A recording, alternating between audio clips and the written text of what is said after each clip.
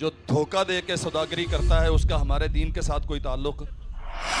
रसूलुल्लाह सल्लल्लाहु अलैहि वसल्लम मंडी में गए, गल्ले का ढेर लगा हुआ है, गंदम है,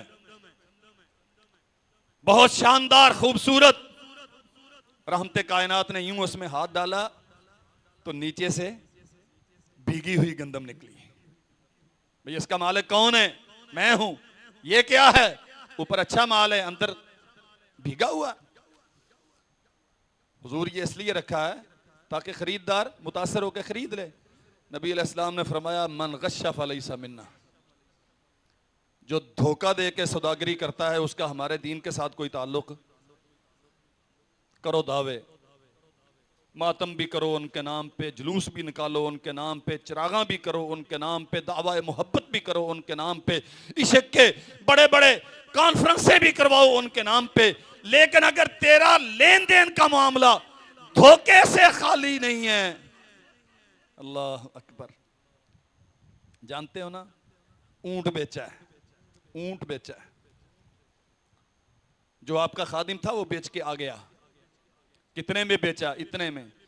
खरीदार को बताया था कि ये जब चलता है तो बिल्कुल ठीक होता है, लेकिन कुछ वक्त के बाद इसका एक पट्टा खिंच जाता है, ये लंगड़ाना शुरू हो जाता है।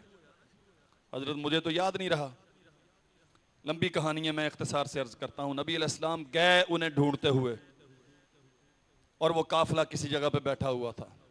उन्हें जाके कहा, ओ भाई, ये असल में जानवर मेरा था, मेरा खादिम आया था बेचने के लिए, वो भूल गया तुम्हें हकीकत बताने। ये थोड़ी देर चलेगा, उसके बाद लगनाना शुरू हो जाएगा, इसमें ये नक्स है। वापस करना चाहते हो अपनी रकम ले लो, कीमत कम करना चाहते हो दोबारा सौदा करके कीमत कम कर लो। और ये वाकया कब का है? कबल अज नबूवत। वो काफिले वाले चले गए, कुछ अरसे के बाद उन्हें पैगाम मिला कि वही बंदा, वो जिससे हमने एक सौदा लिया था और पीछे आके अपने जानवर का ऐब बताने के लिए हमारा पीछा जिसने किया था, उसने नबूवत का दावा किया है, वहीं बैठे हुए कलमा पढ़ लिया। और पूछने वालों ने पूछा, तुम्हारे पास क्या दलील है?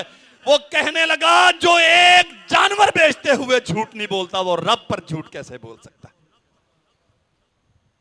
मन गश्शा फलैसा मिन्ना।